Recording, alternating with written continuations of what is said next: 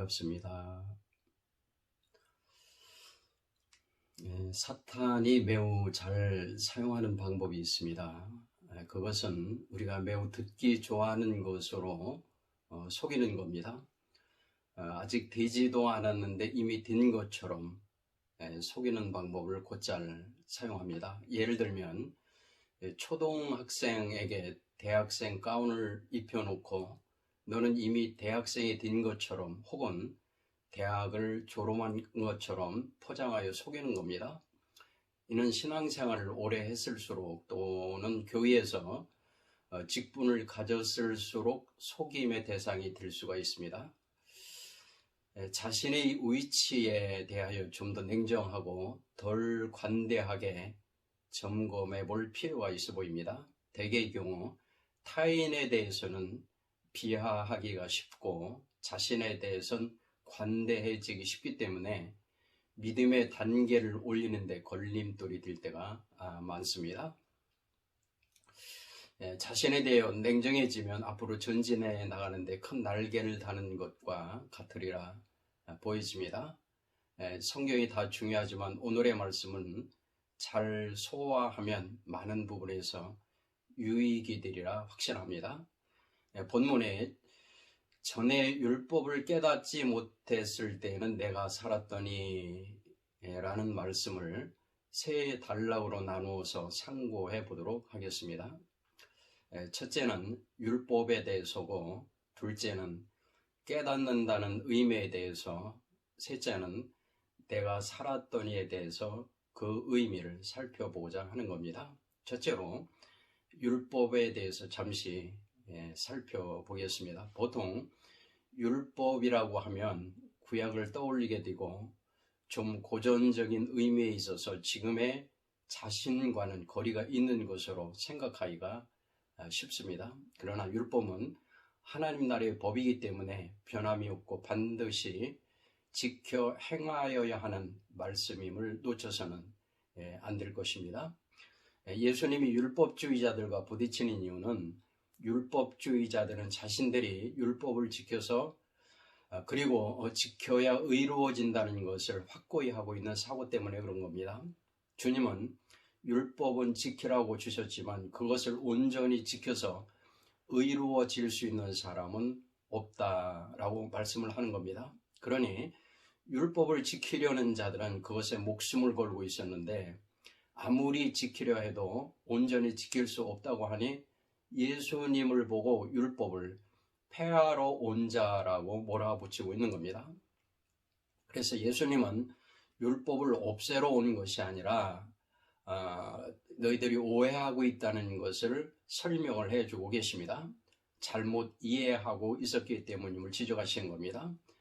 마태복음 5장 18절을 통해서 말씀하십니다.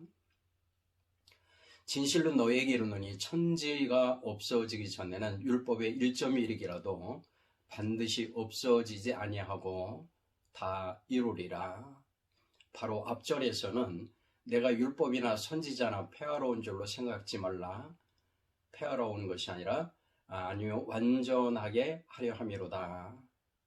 주님은 그들이 지키는 방법으로 되는 게 아니라 될 수 있는 방법을 알려주시기를 원하고 계십니다.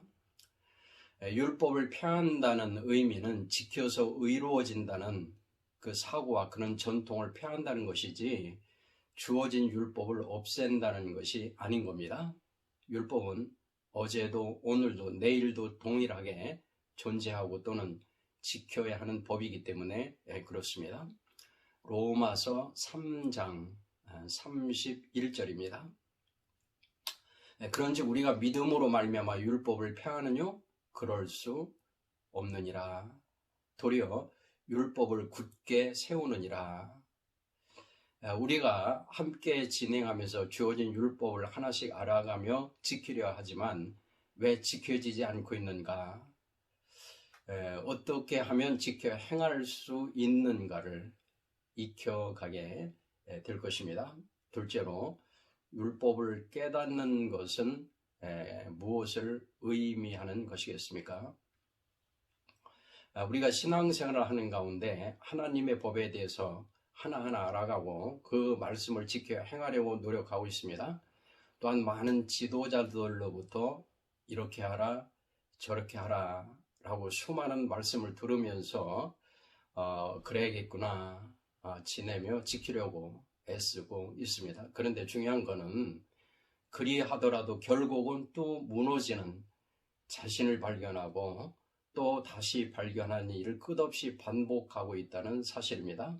나중에는 다 뭐 그렇고 그런 거지 하면서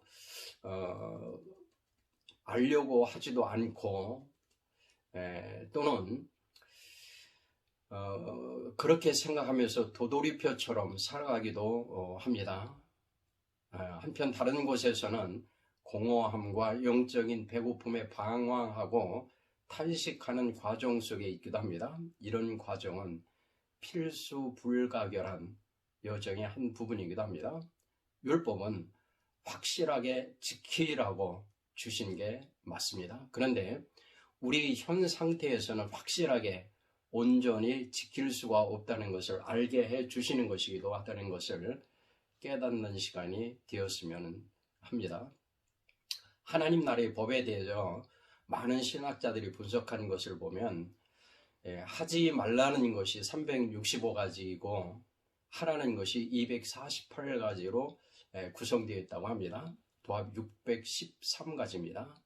물론 이 숫자가 탄력을 갖는다고 할지라도 어쨌든 우리가 매일같이 체크할 수 있는 분량은 넘어서는 것이 확실합니다.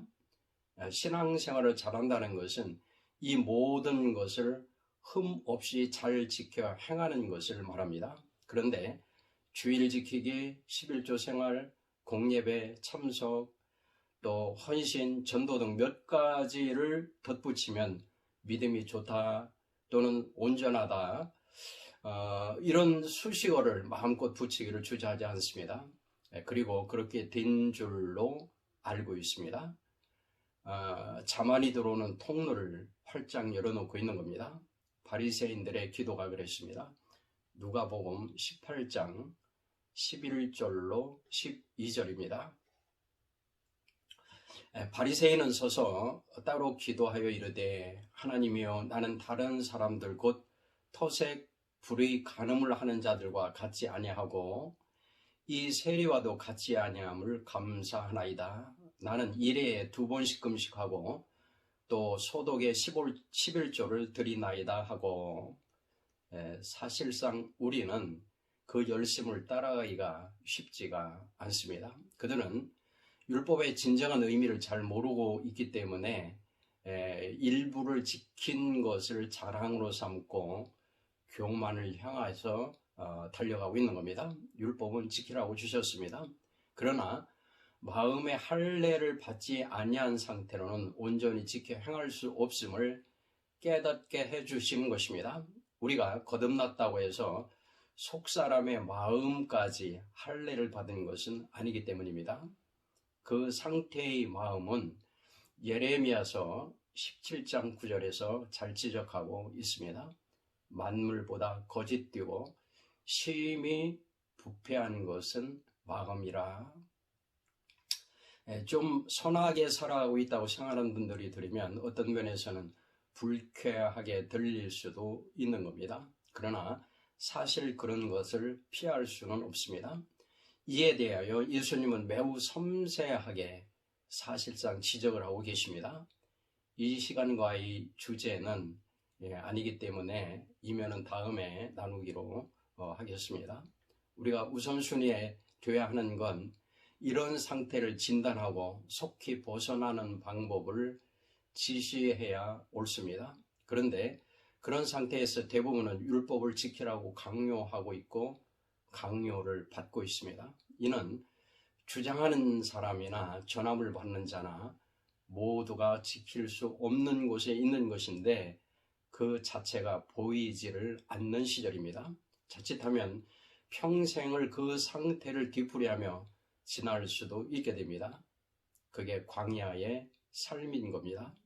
그때는 믿음으로는 어린 시절이어서 그리고 세상에 속한 믿음의 시절이기 때문에 세상적인 열매에 환호하게 되고 그것이 종착지인 것처럼 착각하며 지낼 수도 있어서 답답하기만 합니다. 이때는 세 번째로 다루고자 하는 내가 살았더니 신앙생활입니다. 요약하면 내 마음의 중심에 내가 있어서 내 중심적 사고로 신앙생활을 하게 됩니다. 하나님의 이름으로 내 계획과 욕심을 채워가는 시절입니다. 이때에도 여러 가지 기적적인 일들을 체험하고 베풀기도 합니다. 하나님의 나라의 기적을 얼마든지 체험하고 행하면서 지내는 기간이기도 한 겁니다. 귀신도 쫓고 방언도 하고 예언도 하고 등등 많은 사람들이 선호하는 면들입니다. 그런데 결국은 자신의 뜻을 이루어가는 과정에 불과합니다. 하나님의 이름으로 하니 그걸 하나님의 영광을 나타내고 있다고 돌려댑니다. 그러나 실제적으로는 주님의 이름으로 자신을 높이는 시절입니다. 그래서 밖을 보면 물질 문제, 이성 문제 혹은 명예 문제 등에 접촉되어 있어서 믿는 자 안에서도 다툼이 열렬히 일어납니다. 모두가 주님의 이름으로 미움, 다툼, 시기, 질투 등이 활개를 치고 있습니다. 자신은 옳고 의견이 다르면 쉽게 정죄하고 비판하고 판단을 합니다. 예수와 그리스도가 싸우는 듯한 일들이 비일비재하게 일어납니다. 같은 수준의 사람들이 몰려다니고 있습니다. 모두가 내가 살았더니 상태이기 때문에 그렇습니다. 우리는 이제 좀 더 깊이 상고해 보아야 할 시간이 다가왔습니다. 율법의 의미와 나의 지금 상태로는 지킬 수 없다. 이유는 거짓되고 부패된 마음이 할례받지 않은 상태임을 진단해보고 그러니 내가 살아서 내 열심으로 주의 일을 하고 있다는 것을 인지하신다면 다음에 펼쳐지는 주님의 뜻을 깨닫는 문 앞에 와 계신 겁니다. 우리가 우리의 열심으로 작정하고 계획하고 결단해서 하나님의 법을 지킬 수 있다고 생각하면 우리의 신앙은 이방인들의 신앙과 별반 다를 게 없게 됩니다. 물론 해보는 과정은 필요합니다. 또한 법들을 지켜서 의로워진 것처럼 한다면 신앙생활이 강박증에 걸린 사람처럼 되기 쉽고 바리새인의 반열로 들어서게 되는 겁니다. 이 면들을 함께 체크하면서 한 걸음씩 전진해 가게 됨을 참으로 감사하게 생각합니다. 좀 더 묵상의 시간을 갖기 위해 이 시간은 여기까지 가기로 하고 다음 시간에는 마음의 할례에 대해서 함께 나누도록 할 예정입니다. 함께 하여 주셔서 고맙습니다.